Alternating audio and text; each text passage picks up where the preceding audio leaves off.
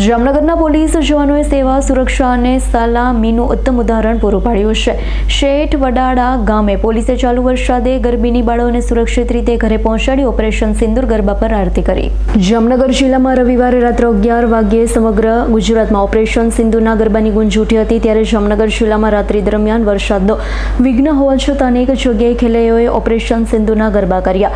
સેનાના જવાનોને સલામી પાઠવી હતી. ત્યારે જામનગર જિલ્લાના જામજોધપુર તાલુકાના શેઠ વડા ગામે શ્રી હરસિદ્ધિ ગરબી મંડળની બાળાઓ ગરબા રમવા પહોંચી હતી.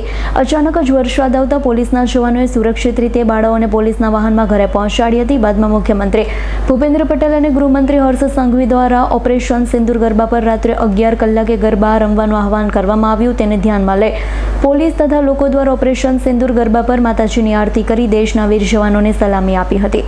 હર્ષલ ખંડેડિયાનો રિપોર્ટ આજ9 ન્યૂઝ જામનગર.